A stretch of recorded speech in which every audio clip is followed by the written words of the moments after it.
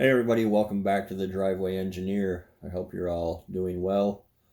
Today we want to talk about power adders for your different LS swaps or really anything. It's a topic that comes up in the live streams from time to time, and people ask me, why turbo, why not nitrous, why not this, why not that. So I'm gonna go over the pros and cons here. That was an accident. I'm going to go over the pros and cons here and my personal opinions, and that's all these are my personal opinions.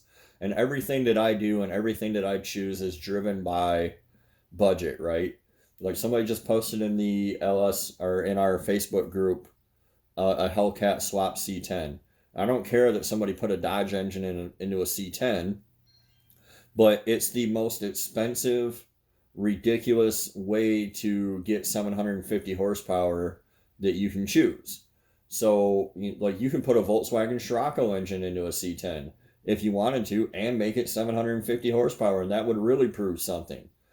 But what it proves depends on who you are. Does it prove that you're really clever, or does it prove that you spend a lot of money, to go slower? So, the first thing people ask about all the time are ProChargers, and I don't know exactly when ProCharger became the name synonymous with supercharging. But a ProCharger is just a centrifugal supercharger. They've been around for a long time, but they didn't invent it, as far as I know. I believe that all these forced induction go back to like mill days, steel mills. There were ways to force air into blast furnaces to make better and better steel. And then they got adapted to internal combustion engines over the years. But anyway, the ProCharger became real popular with the Street Outlaws thing, I think, because they spend a lot of money on that show and sponsoring those guys. The reason that you wouldn't go with this is like right here, $4,800, and you don't get injectors. So that's a lot of money. Like that, I don't care who you are. That's like I probably don't have $4,800 into my entire truck, including the engine and the purchase price of the truck and the 4L80, and $4,800 to get another 150, 200 horsepower out of it. That's bananas. On the flip side, they're pretty easy to package. The exhaust goes out the same way that it already did. You get everything as far as piping. You don't have to cut, weld, do any of that. But they are very expensive. And parasitically, they'll take a little more horsepower to turn. I don't really understand that argument personally, but if a turbo takes 1 horsepower to make 100 horsepower, a centrifugal will take about 10. I don't really know how you quantify that, though, because you're making 150 more. I don't know how you know that you're not making 165 more, but whatever. The cheapest one on the market in terms of superchargers is this Torch Storm, which actually reminds me of the old, I can't think of the name. There used to be a belt-driven supercharger for the 5-liter Mustangs, but $2,800, and it's not intercooled, and again, you don't get any injectors with it or anything, so you're still out quite a bit of money. The Vortex stuff, Vortex has been around for a long, long time. It's my supercharger of choice if I were picking one, only because I've dealt with them as a company. They've always been easy to deal with. They'll rebuild your head unit for you reasonably. I've had a bunch of them. They've always worked fine for me. But we're still talking about, let's see, price and cart. You're still talking, oh, I got 2 of them in there. $3,085 before you get into injectors or anything. Again, it's going to be easy to bolt up, and if you have like a Corvette or something where hood space is limited under the hood in the engine compartment, then it might be something to consider. But they're pretty expensive. People always want to do the LSA as well because, it sounds cool, and it's, I got a ZL1 motor in my truck. And then they always hit you with, oh, well, the Roots blower has instant throttle response, and it hits down low, and blah, blah, blah. And all that's true. For me, at the track, I already have a hard time keeping the tires on things, right? Like, I want to actually hook and go. So this does not make that better, having, your 15 psi available at 2500 RPM is not really the way you want to go on the track. They're pretty expensive. This company, boostdistrict.com, it's a guy. You can find him on different groups and stuff. I can't think of his name right now. He puts everything together for you. $3,900 is really not a bad price, because if you just go to eBay and try to buy $700 for the accessory brackets, $2,000 for the supercharger, you got to look around. You can buy the wrong stuff. You can buy stuff that doesn't work, like this lid doesn't work with that front accessory drive and that kind of thing. So for this kind of thing, I would like to buy a kit.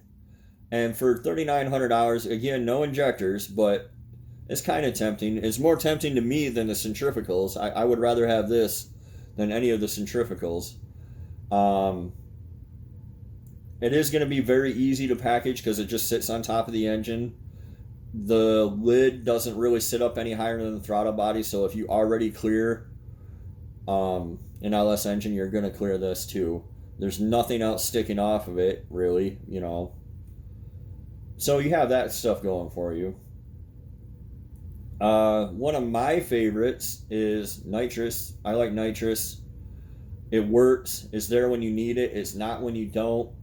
An LS engine can take easily 200 horsepower shot all day, every day, any day. The Nitrous Express kit is the kit that I like. $765, and you got an extra 200 horsepower on tap when you're at the track, and the rest of the time you can drive it around on regular gas and not have to worry about your intake air temperature or anything like that. People make the argument against it that it's like running horsepower, and they want the horsepower there when they need it, and they want it on tap at all times. And I mean, I guess that's a fair point, but it's not like you're really driving around, down to Burger King at wide open throttle at full boost, right? Like, you're generally driving around at 2,000, 3,000 RPM. Doesn't matter. The only reason not to go with Nitrous for me, like I might not in my truck, because I don't want the bottle hanging out in the bed, and I haven't come up with a clever way to put it somewhere else. I might make a little toolbox or something for it, because I really prefer Nitrous. It's a lot easier for me to hook up. It's a lot easier to tune when it comes on, and if all I want to do is run a low 11 at the track, which is all I want to do with my truck, Nitrous is kind of the way to go. But you do get into a lot, and then there's nothing else as far as packaging. You're just running some lines and mounting some solenoids. The only thing you have to worry about is the bottle. It does add up, though. Like, you see these little $400 and $500 kits, they're not going to have everything you need to do it safely and effectively. I definitely recommend going with a plate kind of system. The most cost-effective thing, really, is probably the turbo. When you get into turbos, all you really need is a way to mount the turbo itself, like this log manifold from Turbo Hot Part. I forget the name of this actual company. Merchant sellers. I see them on Amazon. I see them on eBay. Personally, this is all that I would buy, and I would make my own crossover using a stock truck manifold on the other side. I've shown it before. You can do it with truck manifolds and scrap pipe. You can make your own. The problem with a turbo, in order to do it in any kind of cost-effective manner, you're going to have to learn to cut and weld. But even with this complete kit for $1,800, like, I don't think you should buy this, but if you did, you're probably going to have to cut and weld on it a little bit. You're probably going to have to, massage it a bit. It's not a bad deal, I guess, really. But it's not a great deal. But it's half the price of the supercharger kits. And you are getting, it appears to be almost everything. I see the drain, I see the feed, I see the crossover, I see the blow-off valve, I see the wastegate, I see you're getting everything you need for $1,800, except injectors again. And again, if you go off these forums and these groups and stuff, and you just run down to Texas Speed, for injectors, these are 1000cc injectors. Is about where I would start anymore. $850 for fuel injector clinic injectors. Like, they're more than what you need, but with a turbo especially, it's easy to just grow a little bit and bump the boost up a little bit. $850 though for injectors is just madness. Like, I would not spend that much. If you go a little deeper, you can get these Snake Eater 1000cc's, $45 an injector, which comes to like $360 ish. It's a quarter of the price, and they have different stuff available in terms of injectors. If you step down to 850s, which are more than enough, you can pick your body style. $41 a piece, so that's like $330. They're just way more cost effective, and that's really what it's about. Like, how fast can you go for the least amount of money?